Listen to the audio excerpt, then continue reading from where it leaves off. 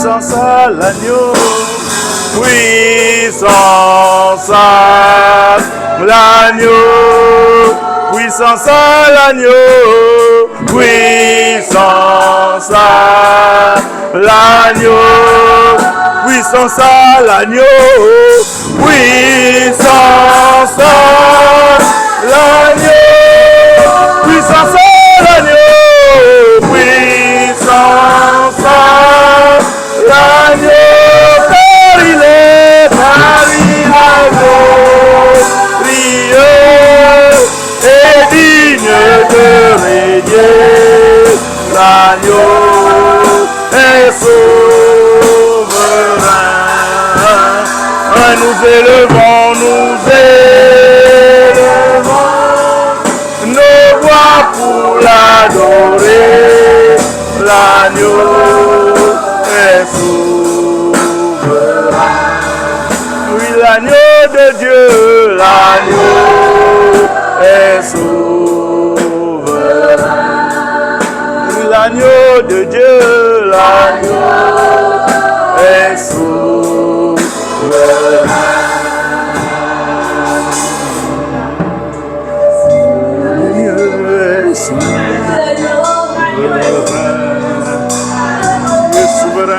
Seigneur Jésus, tu es souverain, Seigneur Jésus. Tu es souverain, Seigneur Jésus. À toi soit la gloire. Béni soit ton Seigneur. Tu es souverain, Seigneur Jésus. Tu es souverain, Seigneur Jésus. Tu es souverain, Seigneur Jésus.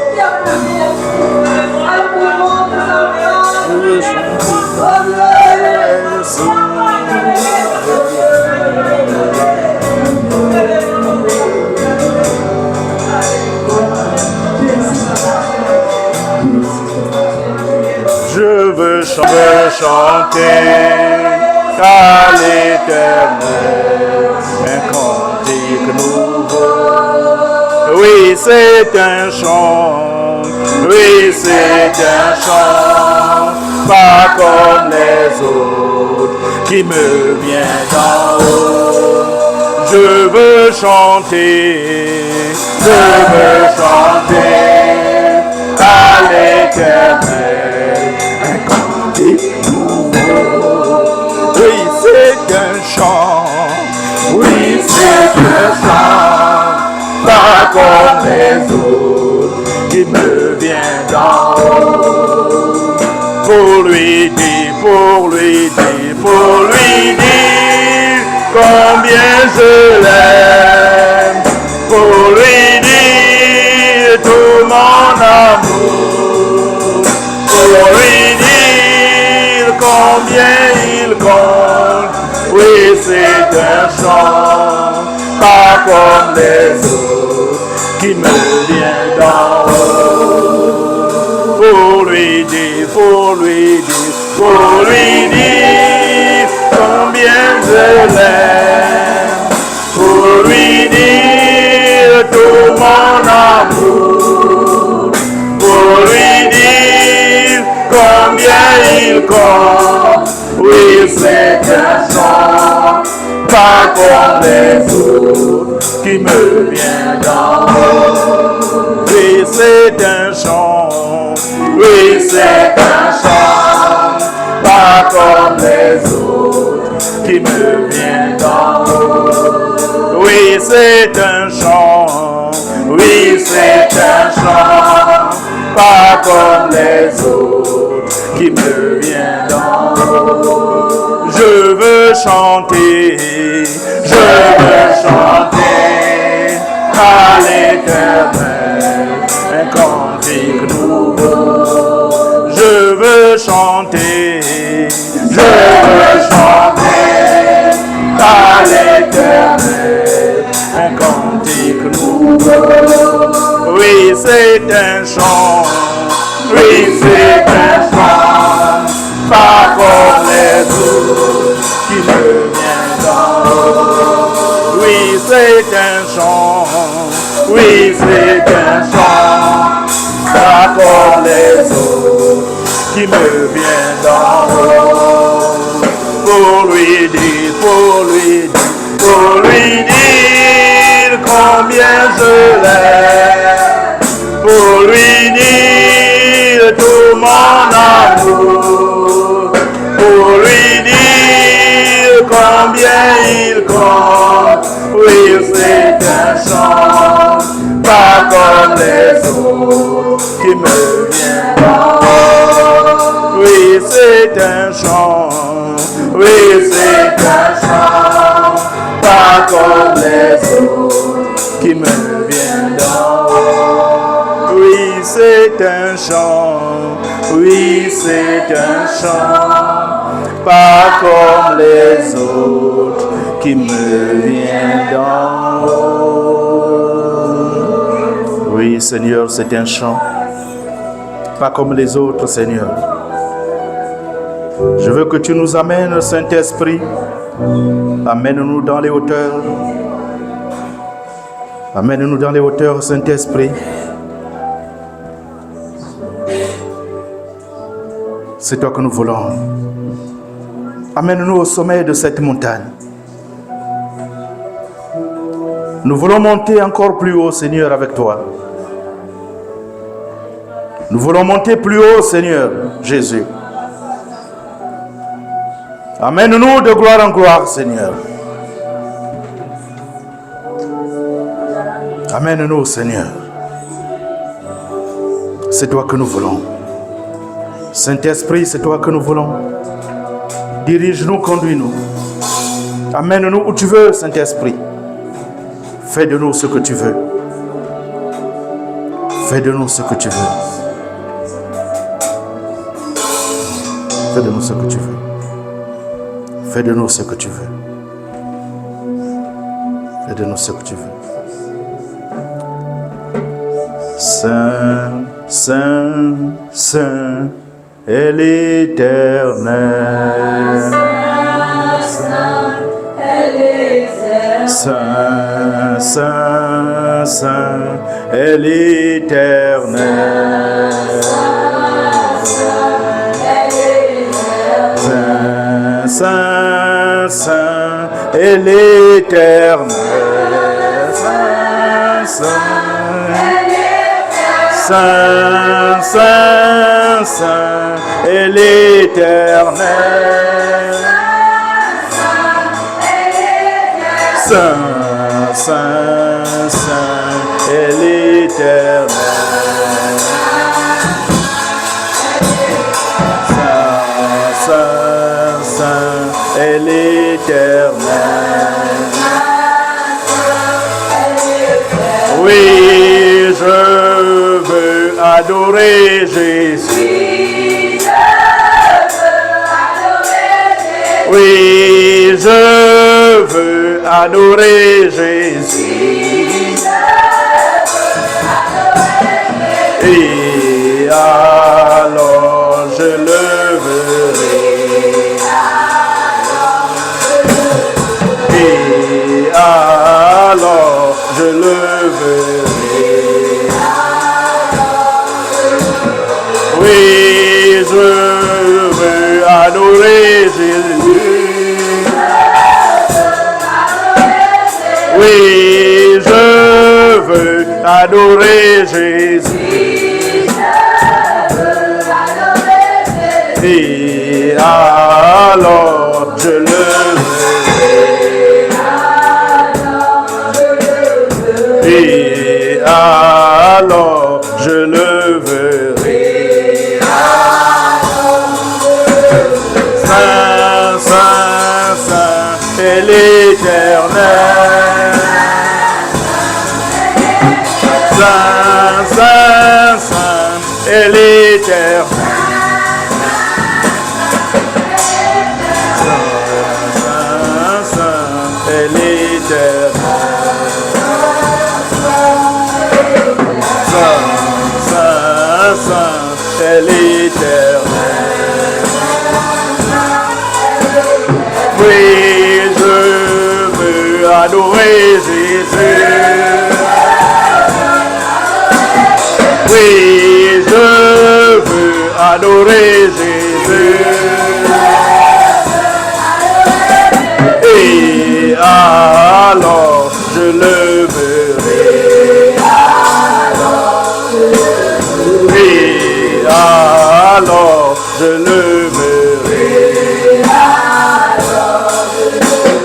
Oui, je veux adorer Jésus. Oui, je veux adorer Jésus. Et alors je le verrai. Et alors je le verrai. Et alors je le verrai. Et alors je le verrai.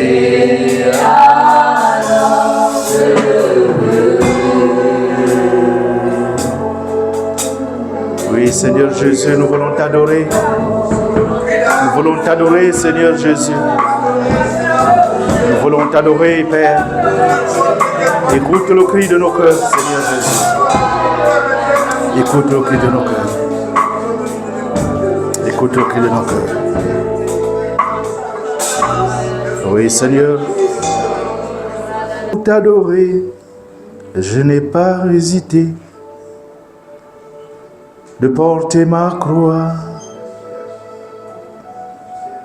Seigneur, pour t'adorer, je n'ai pas hésité de porter ma croix.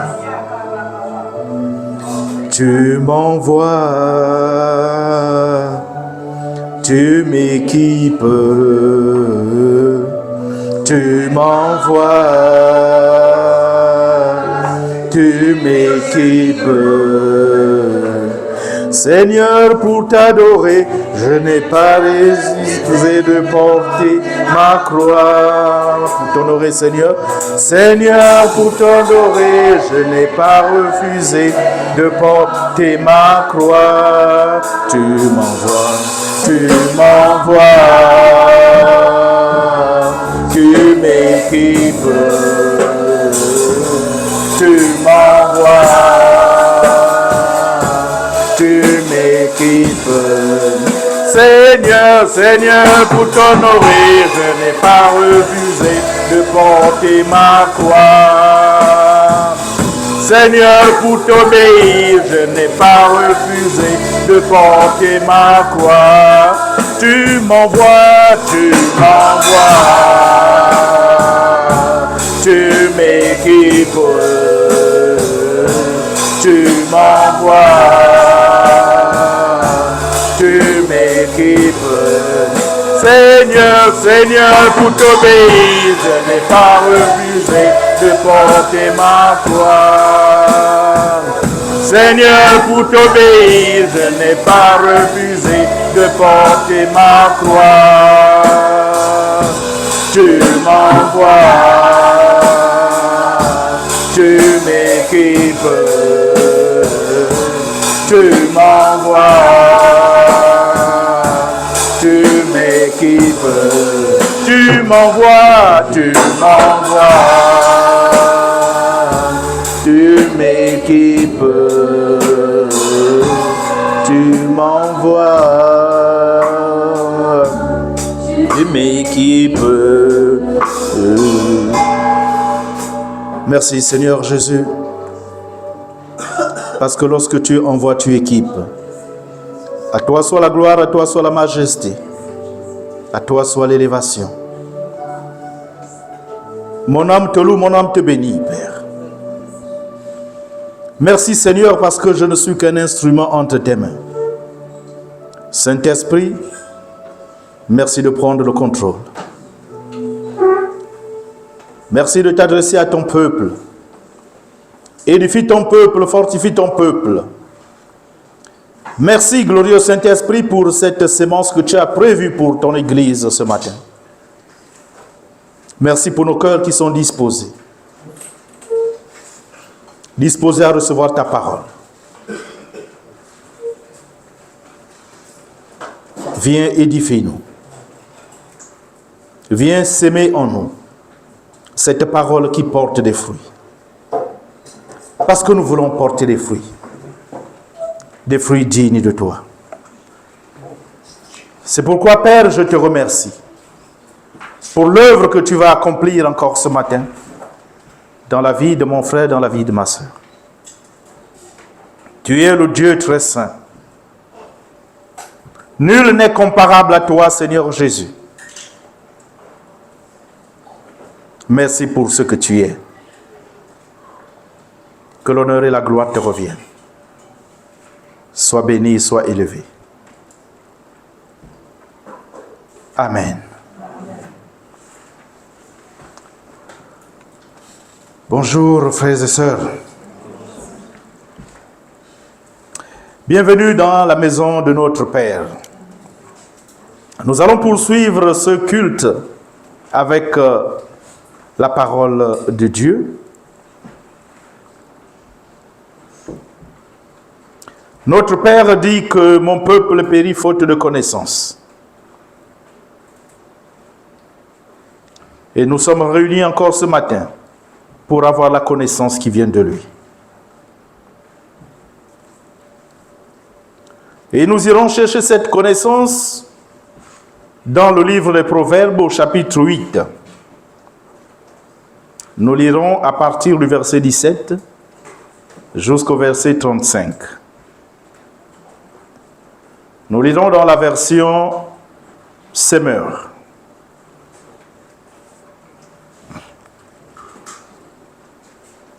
Proverbe 8,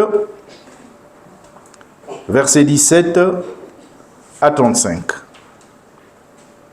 Je lis la parole de Dieu. Moi, j'aime ceux qui m'aiment, et ceux qui me recherchent ne manquent pas de me trouver.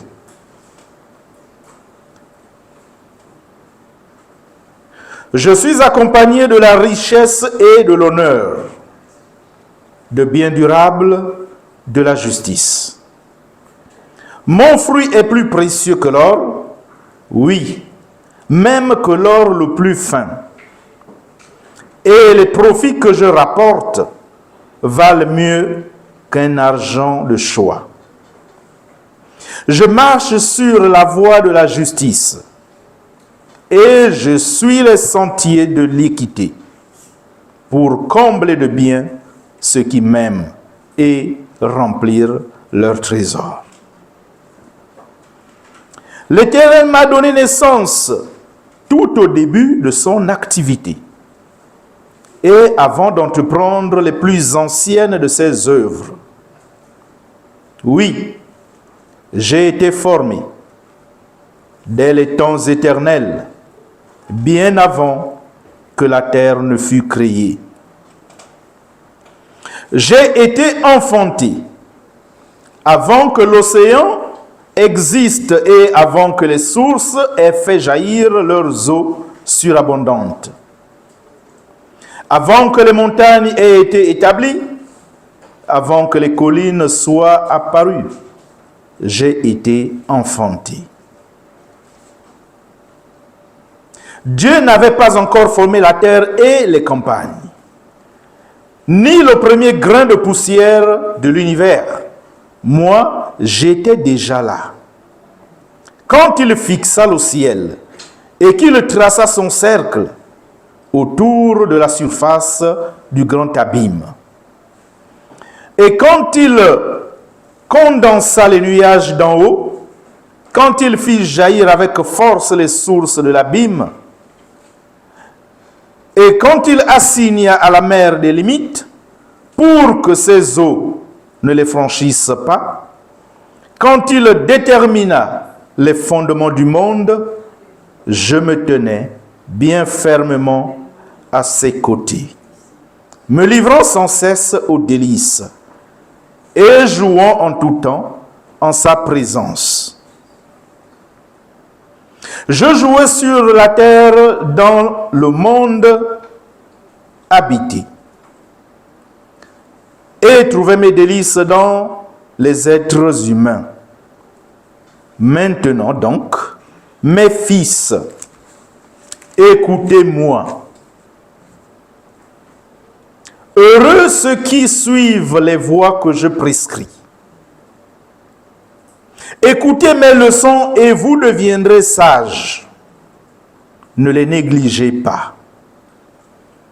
Car heureux l'homme qui m'écoute, qui vient veiller à mes portes jour après jour et qui monte la garde devant l'entrée de ma maison. Car celui qui me trouve a découvert la vie, il obtient la faveur de l'Éternel. Alléluia.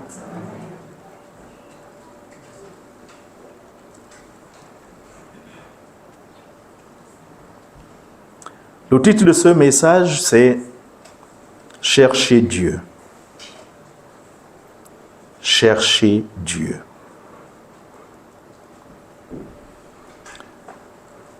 Salomon, par ces passages, vient nous parler de la sagesse divine. Donc, la sagesse de Dieu.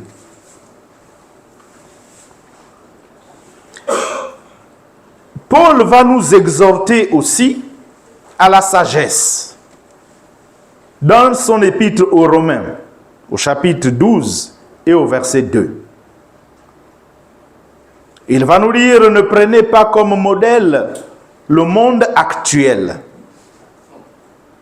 mais soyez transformés par le renouvellement de votre intelligence pour pouvoir discerner la volonté de Dieu, ce qui est bon, ce qui lui plaît, ce qui est parfait. La sagesse divine. Pourquoi Paul va nous exhorter à la sagesse divine? Pourquoi le psalmiste nous demande de rechercher la sagesse divine? Pourquoi Salomon dans les Proverbes nous demande de rechercher la sagesse divine? Mais avant tout, il faut que nous essayions de comprendre ce qu'est la sagesse. La sagesse va être largement définie. C'est la connaissance. C'est la capacité d'apprendre, de réfléchir, de déterminer ce qui est vrai, de porter des jugements justes sur les choses. C'est la capacité d'analyser les situations avec justesse. C'est la capacité de résoudre des questions difficiles. Mais c'est aussi la capacité de mener à bien ce que l'on entreprend. De bien gérer ses affaires. Et plus globalement, c'est l'art de vivre. De gérer son existence. De bien se conduire dans la vie. C'est la capacité de déterminer une ligne de conduite adéquate face aux différentes situations de la vie et de trouver un chemin dans les situations épineuses. La sagesse. Mais pour acquérir la sagesse, cela requiert des efforts assidus. Des efforts assidus. Et aussi l'acquisition d'une discipline.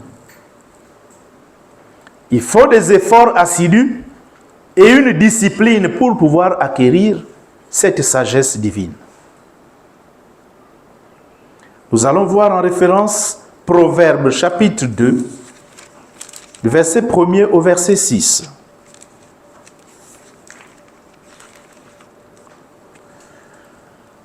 La parole de Dieu nous dit, « Mon fils, si tu acceptes mes paroles, si tu conserves mes préceptes au fond de toi-même, si tu prêtes une oreille attentive à la sagesse, en inclinant ton cœur vers l'intelligence, oui, si tu fais appel au discernement, si tu recherches l'intelligence, si tu la recherches comme de l'argent, si tu creuses pour la trouver, comme pour découvrir des trésors, alors tu comprendras ce qu'est craindre l'Éternel et tu apprendras à connaître Dieu. Alléluia. L'acquisition de la sagesse divine va demander des efforts et une discipline, comme quelqu'un qui cherche de l'or. Il va chercher avec assiduité. Il veut trouver de l'or. Il fouille partout jusqu'à ce qu'il trouve cet or, jusqu'à ce qu'il trouve son trésor. Mais il va se donner une discipline et il va suivre cette discipline. Il ne se fatiguera pas. Il continuera les recherches.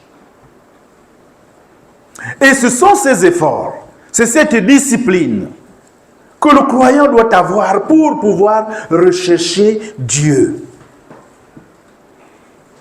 Pour rechercher la face de Dieu, il faut des efforts assidus et une discipline. Dans le verset 17 de Proverbe chapitre 8, nous avons vu que la sagesse nous demande de la rechercher. La sagesse nous demande de la rechercher.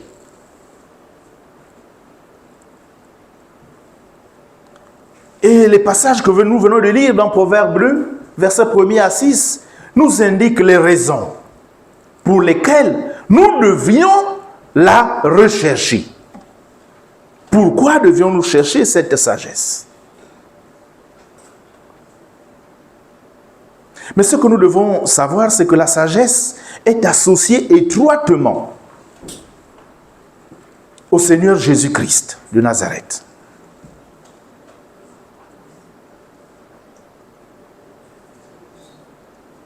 La sagesse est associée étroitement au Seigneur Jésus-Christ. Lisons Jean 1er, versets 1er à 4. Ce passage nous montre le rôle de la sagesse dans la création. Jean 1er, versets 1er à 4. Au commencement était celui qui est la parole de Dieu. Ça, c'est la version Semeur. Il était avec Dieu. Il était lui-même Dieu. Au commencement, il était avec Dieu. Tout a été créé par lui. Tout a été créé par lui. Rien de ce qui a été créé n'a été créé sans lui.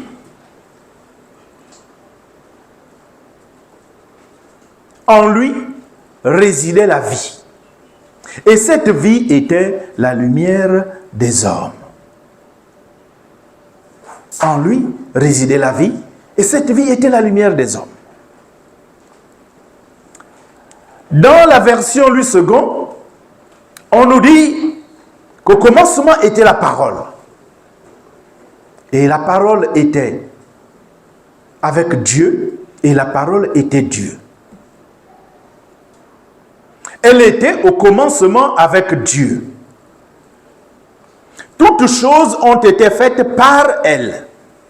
Et rien de ce qui a été fait n'a été fait sans elle. En elle était la vie, et la vie était la lumière des hommes. Alléluia. Christ est la vraie sagesse. Christ est la vraie sagesse. Lisons Colossiens 2, verset 3. Colossiens 2, verset 3. La version Semeur.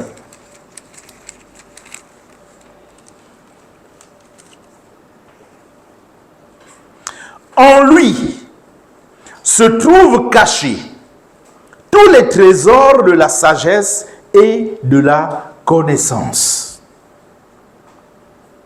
En lui se trouvent cachés tous les trésors de la sagesse et de la connaissance. C'est de lui et en relation avec lui que l'on peut acquérir la sagesse. C'est du Seigneur Jésus-Christ et en relation avec Jésus-Christ qu'on peut acquérir la sagesse. Comme nous le montre encore Luc 21 au verset 15. Luc 21 verset 15. C'est moi, en effet, qui vous donnerai des paroles qu'aucun de vos adversaires ne pourra réfuter, et une sagesse à laquelle personne ne pourra résister. Alléluia. Le Seigneur Jésus-Christ, il est la sagesse. La sagesse qui était au commencement. La sagesse qui a été engendrée avant la création du monde. La sagesse qui a créé toutes choses. Cette sagesse qui est venue vers les siens, mais que les siens n'ont pas reçue. Cette sagesse qui s'est faite chair, qui est la parole de Dieu.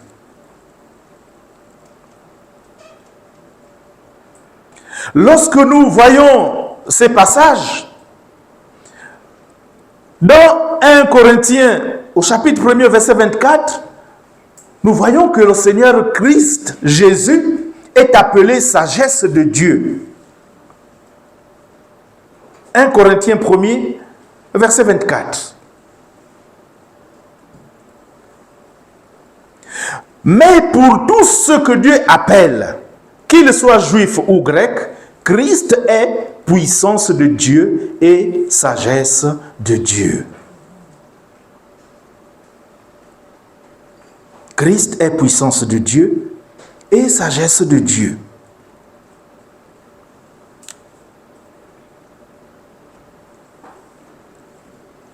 Dans Jean 1er, du verset 1er au-delà, nous voyons que la parole qui est venue vers les siens, en elle, il y avait la vie. Il y avait la lumière. Et cette lumière était la vie qui éclairait les hommes. Mais la lumière, c'est la première création de Dieu. Dans Genèse 1er, au verset 2. C'est la première création de Dieu. Elle représente la révélation de Dieu. La révélation de Dieu qui guide le croyant. C'est cette révélation qui guide le croyant, la lumière. Or, la terre était chaotique et vide. Les ténèbres couvraient l'abîme et l'Esprit de Dieu planait au-dessus des eaux.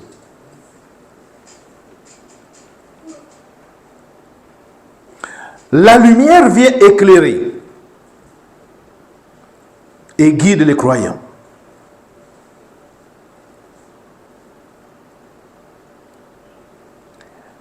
Et Dieu dit que la lumière soit et la lumière fut. Mais là où il y a la lumière, les ténèbres viennent aussi chercher à assombrir cette lumière. Et c'est ce qui se passe le plus souvent. Lorsque le croyant recherche Dieu, les ténèbres viennent l'assombrir pour qu'il ne puisse pas être au contact de cette lumière. Parce que les ténèbres, non seulement sont spirituelles, mais aussi morales. Et l'ignorance de la vérité, elles conduisent au rejet de la lumière. Les ténèbres vont conduire au rejet de la lumière. rechercher Dieu.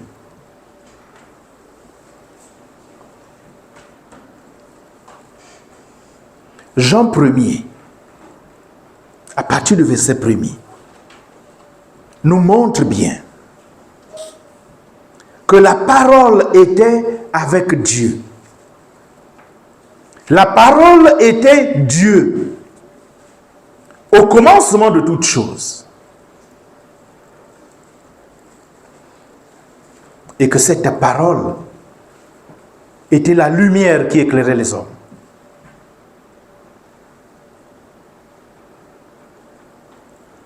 Cette parole a été engendrée avant la création du monde. Nous avons l'habitude de dire que le Seigneur Jésus-Christ est le premier-né. Il est le Fils unique.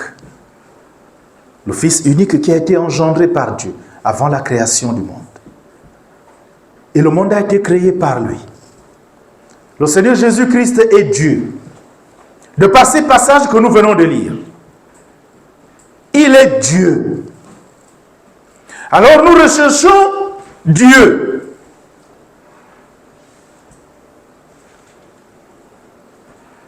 Mais nous recherchons Dieu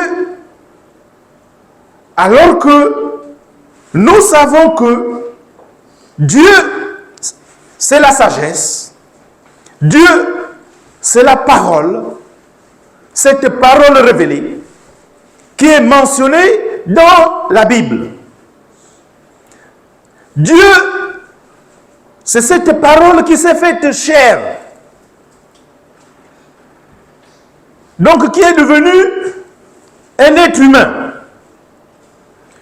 Dieu, c'est cette parole qui est venue chez les siens, mais que les siens n'ont pas reconnue. Les uns l'ont refusé, l'ont rejeté, tandis que d'autres l'ont accepté.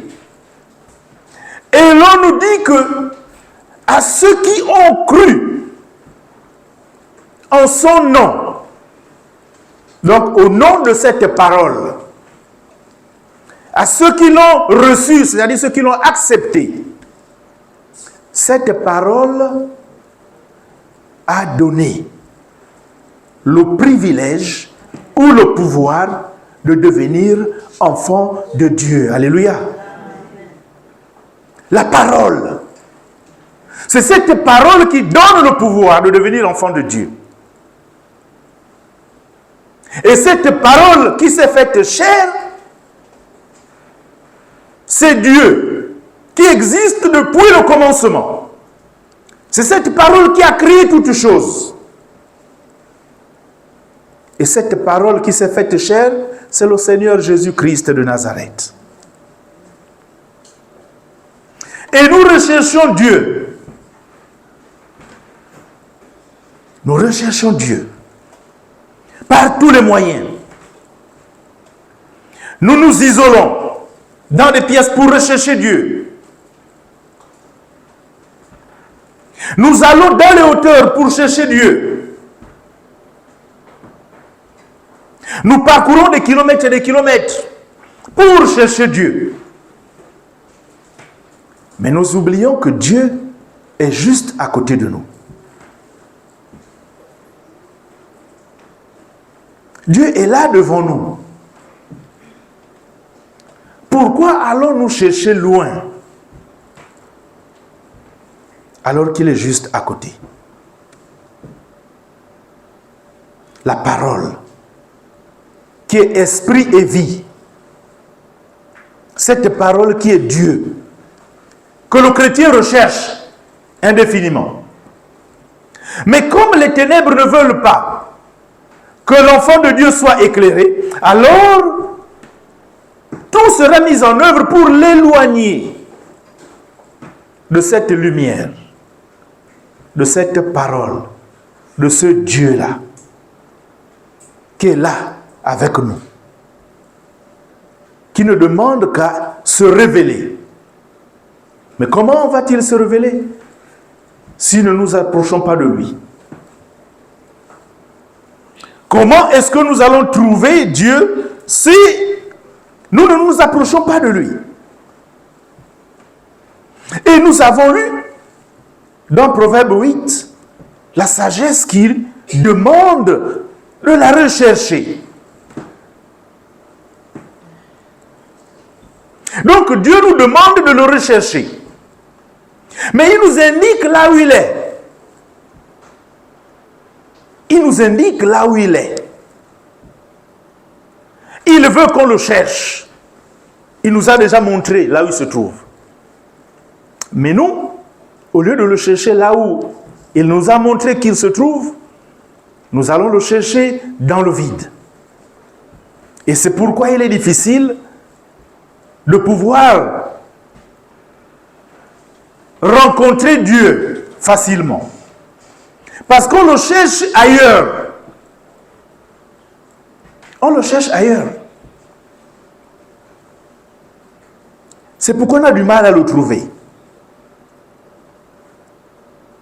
Il est juste là en face de nous, mais nous le cherchons ailleurs. Il veut se faire connaître, mais nous nous éloignons de lui. Et c'est pourquoi le Seigneur Jésus-Christ va dire que ceux qui m'aiment gardent mes commandements. Qu'ils gardent ma parole. Donc si on veut retrouver Dieu, il faut qu'on s'approche de lui. Le Seigneur Jésus-Christ est Dieu. Le Seigneur Jésus-Christ est la parole vivante de Dieu qui est inscrite dans la Bible. Parce que la Bible, c'est un recueil de plusieurs livres qui contiennent la parole de Dieu. Donc cette parole est là, présente. Cette parole qui est vie, qui est esprit, à nous tout simplement d'aller au contact de cette parole et Dieu va se révéler à nous. Alléluia. Et il va se révéler à nous. Donc la sagesse véritable a pour contenu essentiel en fait la connaissance. La connaissance intellectuelle et expérimentale du Seigneur Jésus-Christ. La connaissance intellectuelle et expérimentale de la personne de Jésus-Christ. Le chrétien se doit de chercher à connaître le Seigneur Jésus-Christ. Connaître son œuvre de salut. Connaître en particulier sa mort expiatoire. Alors lorsqu'on fait la comparaison, on va se rendre compte que la foi en Jésus-Christ devient en fait la crainte de l'Éternel. Et c'est cette attitude-là qui constitue le fondement même de la sagesse. La crainte de l'Éternel. La foi en Jésus-Christ de Nazareth. Alléluia. Nous avons besoin, frères et sœurs, de nous armer de patience, de fournir des efforts intenses, afin de demeurer au contact du Seigneur Jésus-Christ de Nazareth. Demeurer au contact du Seigneur Jésus-Christ, c'est rechercher Dieu. Demeurer au contact de sa parole, c'est l'aimer.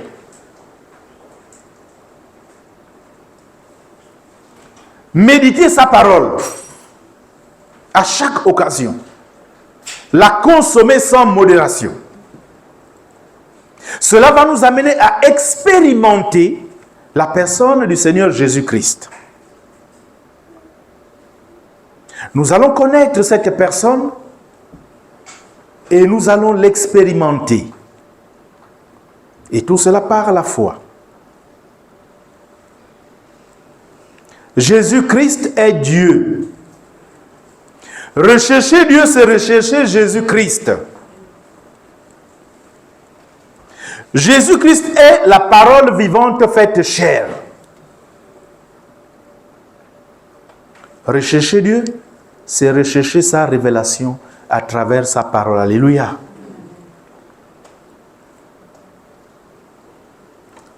À travers sa parole. Et c'est de cette manière que nous allons le trouver, comme il le déclare lui-même. Celui qui trouve la sagesse a trouvé la faveur de l'Éternel. Et il trouve la vie. Et la vie est dans la parole de Dieu. Ne nous éloignons pas de cette parole, nous nous éloignons de Dieu. Lorsque nous négligeons d'être au contact de cette parole, nous négligeons Dieu. Et nous nous éloignons davantage de lui. Lorsque nous ne lisons pas cette parole, nous ne recherchons pas Dieu. Et quand Dieu nous demande de rechercher sa face, nous allons nous mettre à genoux. Nous allons prier. Nous allons jeûner. Toutes sortes de jeûnes. Parce qu'on recherche la face de Dieu. Mais à un moment donné, le Seigneur doit se dire, mais qu'est-ce qui se passe dans le cœur de mon peuple, dans le cœur de mes enfants? Pourquoi vont-ils me chercher loin alors que je suis à côté d'eux? Pourquoi vont-ils loin alors que je suis là à côté? Qu'est-ce qui les empêche de juste s'approcher de moi et de me découvrir? Et là, il nous interpelle. Il nous interpelle. Mais comme nous le savons, que l'ennemi ne veut pas que nous soyons au contact du Seigneur Jésus-Christ, il ne veut pas que nous soyons en contact avec la parole de Dieu, il ne veut pas que nous soyons en contact avec Dieu. Donc il va toujours tout faire pour nous empêcher de nous rapprocher de Dieu. Ça, c'est sa mission. C'est la mission de l'ennemi. Mais nous avons une mission en tant que chrétiens. Notre mission, c'est de rechercher Dieu et de le trouver. Ça, c'est notre mission. Et nous devons nous atteler à le chercher. Parce qu'il déclare lui-même que ceux qui me cherchent ne manquent pas de me trouver. Ceux qui cherchent Dieu ne manquent pas de le trouver. Parce qu'il se révèle à eux. Dieu se révèle à ceux qui le cherchent. Mais il faut savoir le chercher. Alléluia. Et il faut savoir le chercher. Il faut le chercher au bon endroit. Par la prière. Avec l'aide du Saint-Esprit. On le trouve facilement. Mais il faut le chercher là où il est. Et non ailleurs. Dieu veut se laisser trouver par ses enfants. Parce qu'en lui se trouve la sagesse. En lui se trouvent tous les trésors dont nous avons besoin. C'est pourquoi il nous demande de le rechercher.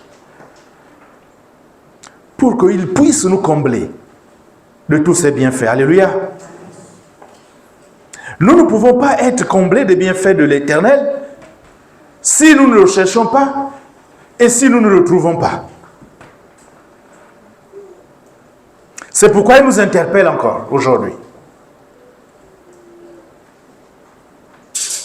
Il n'y a pas d'autre Dieu. Le Dieu est unique sous la Trinité. Dieu le Père, Dieu le Fils, Dieu le Saint-Esprit. Nous voulons le chercher. Il est là, en face de nous. Il est là en face de nous. Il ne nous reste plus qu'à nous plonger. Nous plonger. Plonger nos regards sur lui. et chercher à le connaître. Une fois on cherche à le connaître, il se révèle à nous. Il se révèle à nous.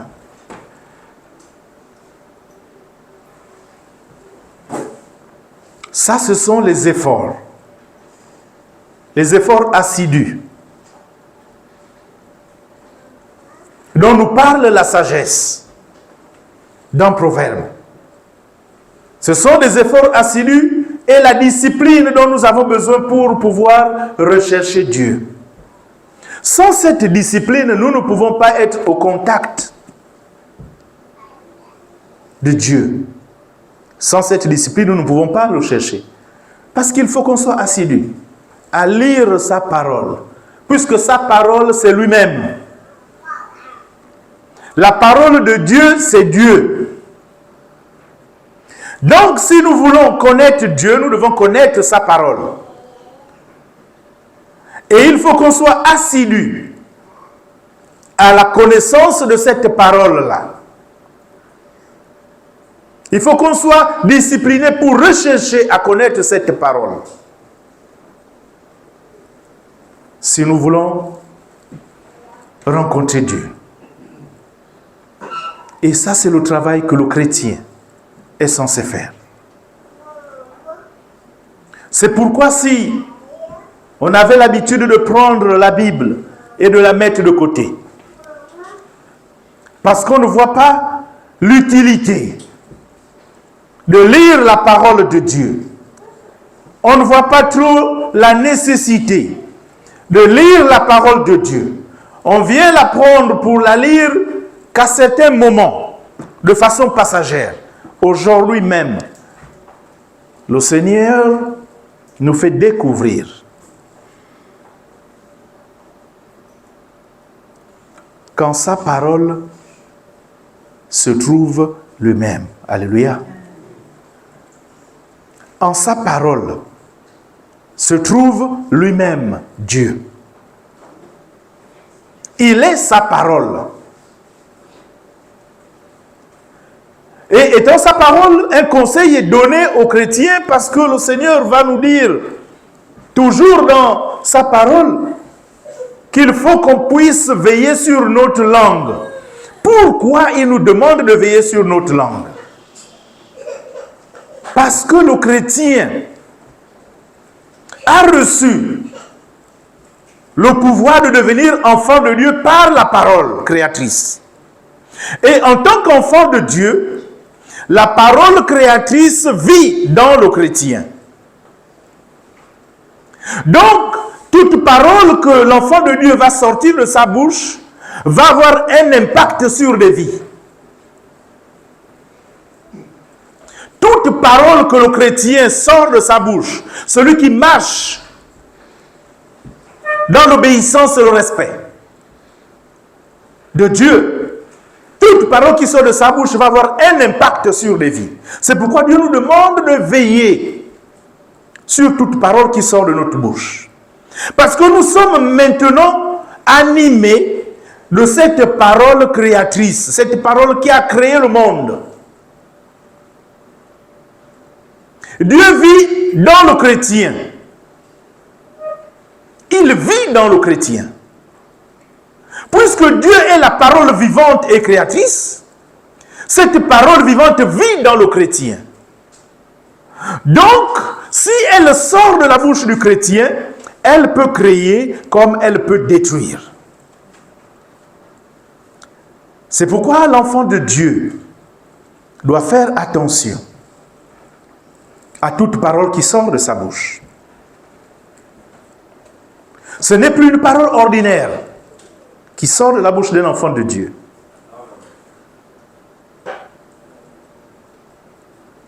C'est la parole créatrice, c'est la sagesse divine qui sort maintenant de la bouche de Dieu. Et lorsque cette parole sort, elle fait des dégâts si elle est mal utilisée. Elle fait des dégâts. C'est pourquoi nous retrouvons des fois des situations de blocage. Nous retrouvons des fois des situations où on tourne en rond. On essaie d'entreprendre quelque chose, rien ne marche. On se pose des questions, des tas et des tas de questions. Des fois, nous-mêmes, nous avons provoqué cette situation sans le savoir. Parce qu'on a perdu de vue que la parole qui sort de notre bouche n'est plus une parole simple. On a perdu de vue cette notion-là. Et on sort des paroles, et ces paroles-là nous impactent notre propre vie. Parce que le chrétien a une parole qui est puissante. C'est pourquoi le Seigneur va dire, la vie et la mort sont au pouvoir de la langue. Pourquoi le Seigneur dit que la vie et la mort sont au pouvoir de la langue? Parce qu'il sait qu'il nous a donné ce pouvoir-là. Le chrétien a pouvoir de vie et de mort. S'il prononce de mauvaises paroles, il détruit. Donc il entraîne la mort. Et s'il prononce des paroles de bénédiction, il donne la vie. Et Dieu nous recommande de bénir. C'est pourquoi il nous demande même de prier pour nos ennemis. Il ne nous demande pas de maudire. Dieu ne nous demande pas de maudire. Mais il nous demande de prier pour nos ennemis. Il nous demande de bénir. Parce qu'il est amour. Donc la prise de conscience que Dieu est cette parole vivante, que Dieu, qui est cette parole vivante, est en nous, habite en nous, et que nous avons reçu ce pouvoir, ce privilège d'être enfants de Dieu. Par conséquent, Dieu habitant en nous, par son esprit, alors, tout ce qui sort de nous doit être l'émanation du Dieu vivant. Alléluia. L'émanation du Dieu vivant. Et cela devrait nous amener à réfléchir pendant longtemps avant de sortir une parole qui pourrait faire des dégâts.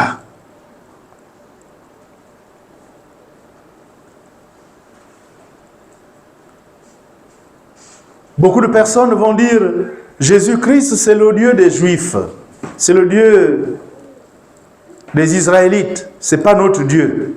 Nous sommes africains, nous sommes noirs, nous avons nos dieux. Si vous avez la grâce de vous retrouver face à quelqu'un qui vous sort ce genre de propos, posez-lui tout simplement la question de savoir de quelle nationalité est la parole qui sort de sa bouche. S'il est capable de vous dire la nationalité de la parole qui sort de sa bouche, alors là, vous lui direz que vous avez raison. Parce que Jésus-Christ est la parole vivante. Il est la parole vivante. C'est le Dieu créateur de toutes choses. C'est lui qui a créé l'univers. Toutes choses ont été créées par elle.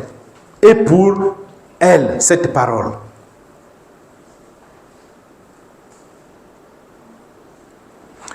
Donc faisons attention. Cherchons Dieu pendant qu'il est. Cherchons Dieu pendant qu'il est. Et Dieu est là avec nous chaque jour, à côté de nous. Nous le prenons et nous le mettons dans le tiroir, sans savoir que nous sommes en train de le cacher dans le tiroir et de le rendre complètement invisible à nous. On l'empêche même de se révéler à nous. Et l'on compte seulement sur les songes. Sur les songes et sur les visions. Pour que Dieu se révèle à nous. Mais nous oublions que nous l'avons mis dans le tiroir. Nous l'ignorons totalement. Pourquoi faille-t-il qu'il se révèle encore à nous? Prenons conscience de le prendre et de le mettre en face de nous et de le chercher à le trouver. Et le chercher, pour le trouver, c'est chercher la connaissance de sa parole, qui est lui-même Dieu. Dès qu'on a la connaissance de cette parole, on est affranchi. C'est pourquoi Dieu va dire que mon peuple périt faute de connaissance. Et quand il dit que vous connaissez la vérité, et la vérité vous rendra libre. Si on ne va pas vers la connaissance de la vérité, on ne pourra pas être libre. Alléluia. Donc nous avons besoin d'aller rechercher cette vérité-là. Et la vérité, c'est la parole de Dieu. Le Seigneur Jésus-Christ a dit, je suis le chemin, la vérité et la vie. De quelle vérité veut-on encore parler? Quelle est la vérité qu'on veut encore aller chercher en dehors du Seigneur Jésus-Christ? Il est le chemin, la vérité et la vie. Il est la parole vivante. Il est le Dieu Tout-Puissant.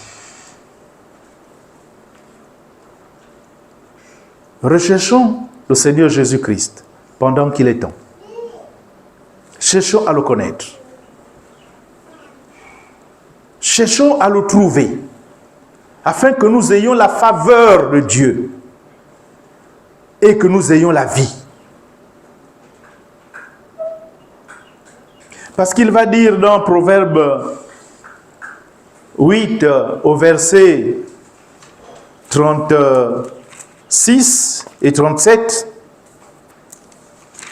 que le verset 36, pardon, mais il se fait tort à lui-même celui qui me désobéit. Tous ceux qui me haïront ou tous ceux qui me haïssent aiment la mort. Tous ceux qui haïssent le Seigneur Jésus-Christ aiment la mort. Et ils se font du tort à eux-mêmes. Ceux qui désobéissent à Christ, ceux qui désobéissent à cette parole, ceux qui désobéissent à Dieu. Ils se font du tort. Car celui qui me trouve a découvert la vie. Il obtient la faveur de l'Éternel. Nous devons, bien-aimés, par ces passages, nous avons vu que nous ne devons pas aller chercher Dieu là où il n'est pas. Parce que Dieu est à côté de nous. Il est avec nous. Il est au milieu de nous. Nous avons vu que Dieu est sa parole. Puisque sa parole est esprit et vie. Et Dieu est esprit. C'est pourquoi elle nous dit que ceux qui l'adorent, l'adorent en esprit et en vérité. Sa parole est esprit. Sa parole est vérité. Sa parole est Dieu. Sa parole est Jésus-Christ. Jésus-Christ est Dieu. Recherchons la connaissance de la personne du Seigneur Jésus-Christ et de son œuvre. Nous connaîtrons Dieu. Et nous aurons la faveur de Dieu. Ne nous éloignons plus de lui. Parce qu'il est là, en face de nous. Nous devons le chérir. Nous devons tout faire pour chercher à le connaître en profondeur. De par notre intelligence et aussi de par notre expérience. Nous devons l'expérimenter. Jésus-Christ n'est pas une religion. Jésus-Christ n'est pas une religion. nous vivons Christ et nous expérimentons Christ. Donc nous devons continuer à le rechercher pour le découvrir davantage. Mais il n'y a pas d'autre voie pour le chercher. Il est là, dans sa parole. Il suffit d'être assidu en le cherchant dans sa parole et il se révélera à nous. Il se révélait à nous. Le Seigneur veut se révéler à ses enfants. Il veut que ses enfants le connaissent. Et il veut que ses enfants le rencontrent. C'est pourquoi, à force de voir ses enfants, son peuple tâtonner, essayer de le chercher par tous les moyens, ce matin, Dieu vient se révéler à nous. Il se révèle à son Église. Il se révèle à son Église afin que son Église n'aille plus le chercher de façon fortuite, mais que son Église le cherche efficacement afin de pouvoir recevoir ses faveurs. Alléluia.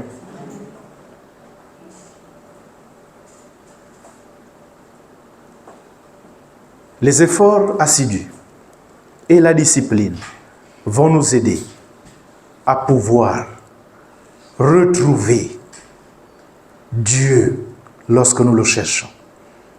Si nous ne mettons pas des efforts assidus, si nous ne nous disciplinons pas, nous aurons du mal à le trouver. Nous allons le chercher, mais nous aurons du mal à le trouver. Donc il veut que nous fournissions des efforts, mais des efforts assidus. Et aussi de la discipline dans la recherche, afin qu'il puisse se révéler tout naturellement à nous et qu'il puisse venir combler nos désirs.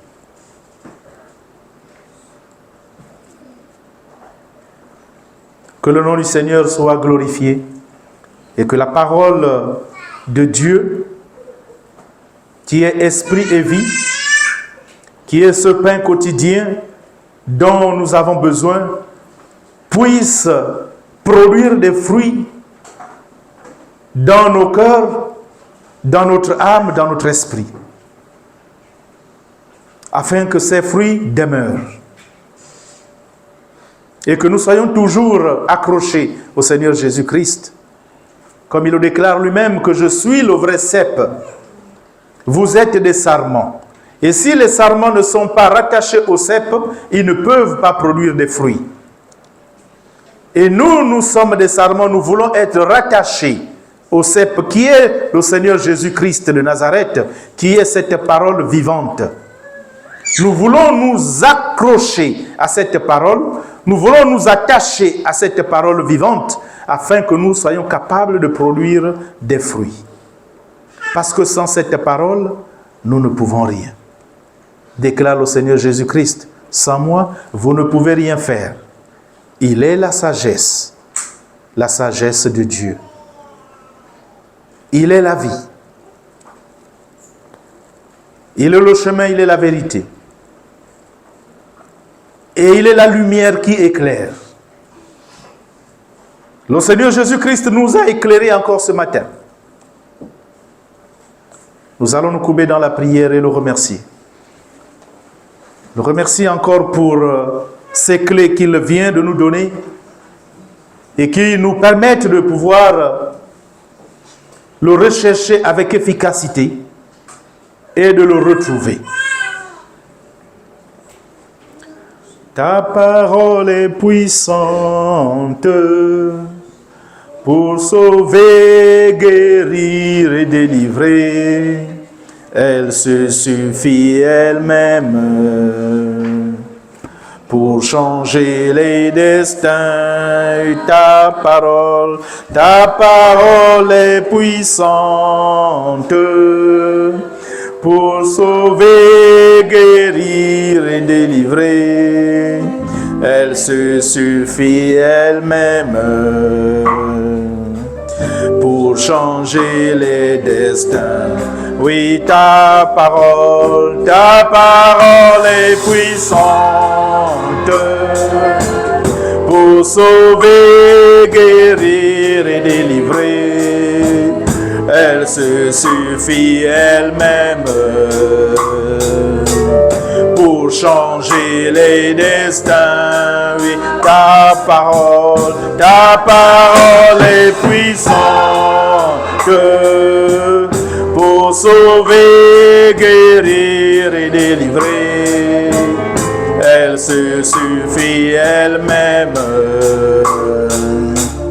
pour changer les destins.